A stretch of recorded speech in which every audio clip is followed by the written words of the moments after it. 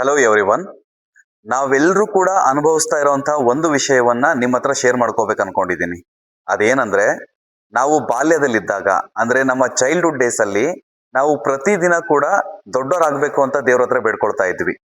ಯಾಕಂದ್ರೆ ಅಲಾರಾಮ್ ಇಟ್ಕೊಂಡು ಬೆಳಿಗ್ಗೆ ಬೇಗ ಎದ್ದೋಬೇಕು, ಯೂನಿಫಾರ್ಮ್ ಹಾಕೋಬೇಕು, ಬೇಗ ಸ್ಕೂಲ್ಗೆ ಹೋಗ್ಬೇಕು, ಟೀಚರ್ಸ್ ಹೇಳಿರೋ ಎಲ್ಲ ಹೋಮ್ವರ್ಕ್ ಕೂಡ ಮಾಡಬೇಕು. ಸೊ ಈ ಎಲ್ಲಾ ಕಷ್ಟಗಳಿಂದ ಕೂಡ ಫ್ರೀಡಮ್ ಪಡಿಬೇಕಂದ್ರೆ ನಾವು ಆದಷ್ಟು ಬೇಗ ದೊಡ್ಡವರಾಗಬೇಕು ಅಂತ ಹೇಳಿ ಅನ್ಕೋತಾ ಇದ್ವಿ. ಆಗ ದೊಡ್ಡೋರ್ ಲೈಫ್ ನ ನೋಡಿ ಸೂಪರ್ ಅನ್ಕೋತಾ ಇದ್ವಿ. ಅವ್ರ ಪಾಕೆಟ್ ನಲ್ಲಿ ಹಣ ನೋಡ್ತಾ ಇದ್ವಿ. ಅವ್ರಿಗೆ ಯಾರ್ದು ಕೂಡ ಪರ್ಮಿಷನೇ ಬೇಕಾಗಿಲ್ಲ ಅಂತ ಅನ್ಕೋತಾ ಇದ್ವಿ. ಅವ್ರು ಯಾವಾಗ ಬೇಕಾದ್ರೂ ಐಸ್ ಕ್ರೀಮ್ ತಿನ್ಬೋದೇನೋ ಅಂತ ಹೇಳಿ ಫೀಲ್ ಮಾಡ್ತಾ ಇದ್ವಿ.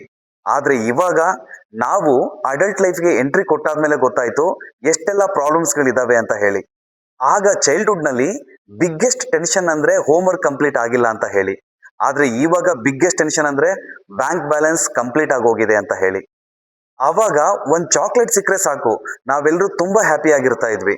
ಆದ್ರೆ ಇವಾಗ ಆನ್ಲೈನ್ ಶಾಪಿಂಗ್ ನಲ್ಲಿ ಮನೆ ತನಕ ಪಾರ್ಸಲ್ ಬಂದ್ರೂ ಕೂಡ ಆ ಎಕ್ಸೈಟ್ಮೆಂಟೇ ಇಲ್ಲ. ಆಗ ಈವ್ನಿಂಗ್ ಆದ್ರೆ ಸಾಕು, ಫ್ರೆಂಡ್ಸ್ ಜೊತೆ ಆಟ ಆಡೋಕೆ ಓಡ್ ಹೋಗ್ತಾ ಇದ್ವಿ.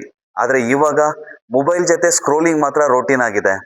ಚೈಲ್ಡ್ಹುಡ್ ನಲ್ಲಿ ನಮ್ಗೇನಾದ್ರೂ ಬೇಜಾರಾಗಿ ಅತ್ರೆ ಅಮ್ಮ ಬಂದು ಹಗ್ ಮಾಡಿ ಸಮಾಧಾನ ಮಾಡ್ತಾ ಇದ್ಲು. ಆದ್ರೆ ಇವಾಗ ಮೆಂಟಲಿ ಟಯರ್ಡ್ ಆದ್ರೂ ಕೂಡ ಐ ಆಮ್ ಫೈನ್ ಅಂತ ಹೇಳಿ ಫೇಕ್ ಸ್ಮೈಲ್ ಕೊಡ್ತೀವಿ. ಆಗ ಸಮ್ಮರ್ ಹಾಲಿಡೇಸ್ಗೆ ಕೌಂಟ್ ಡೌನ್ ಮಾಡ್ತಾ ಇದ್ವಿ.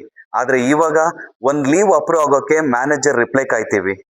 ಆವಾಗ ನಿದ್ದೆ ಮಾಡೋದಿಕ್ಕೆ ಅಜ್ಜಿಯ ಮಡಿಲ್ ಬೇಕಿತ್ತು. ಆದ್ರೆ ಇವಾಗ ಕಣ್ತುಂಬಾ ನಿದ್ದೆ ಮಾಡೋದಿಕ್ಕೆ ನೆಮ್ಮದಿ ಬೇಕಾಗಿದೆ. ಚೈಲ್ಡ್ಹುಡ್ ನಲ್ಲಿ ಫಾಸ್ಟ್ ಗ್ರೋ ಆಗ್ಬೇಕು ಅಂತ ಹೇಳಿ ವಿಶ್ ಮಾಡ್ತಾ ಇದ್ವಿ. ಆದ್ರೆ ಇವಾಗ ಒನ್ ಡೇ ಆದ್ರೂ ಕೂಡ ಚೈಲ್ಡ್ಹುಡ್ ಡೇಸ್ಗೆ ವಾಪಸ್ ಹೋಗ್ಬೇಕು ಅಂತ ಹೇಳಿ ಅನಿಸ್ತಾ ಇರುತ್ತೆ. ಬಿಕಾಸ್ ಆಗ ಮುರಿದೋಗಿರೋ ಗೊಂಬೆಗಳನ್ನ ಫಿಕ್ಸ್ ಮಾಡ್ಬೋದಾಗಿತ್ತು. ಆದ್ರೆ ಇವಾಗ ಮುರಿದೋಗಿರೋ ಮನಸ್ಸುಗಳನ್ನ, ಮುರಿದೋಗಿರೋ ನಂಬಿಕೆಗಳನ್ನ, ಮುರಿದೋಗಿರೋ ಎಕ್ಸ್ಪೆಕ್ಟೇಷನ್ ಗಳನ್ನ ಫಿಕ್ಸ್ ಮಾಡೋದು ಬಹಳ ಕಷ್ಟ. ಲೈಫ್ ನಲ್ಲಿ ಬಿಗ್ಗೆಸ್ಟ್ ಮಿಸ್ಅಂಡರ್ಸ್ಟ್ಯಾಂಡಿಂಗ್ ಏನ್ ಗೊತ್ತಾ? ಗ್ರೋಯಿಂಗ್ ಅಪ್ ಈಸ್ ಫ್ರೀಡಮ್ ಅನ್ಕೊಂಡಿದ್ವಲ್ಲ ಅದು. ಆಕ್ಚುಲಿ ಗ್ರೋಯಿಂಗ್ ಅಪ್ ಅಂದ್ರೆ responsibilities, stress and silent pain.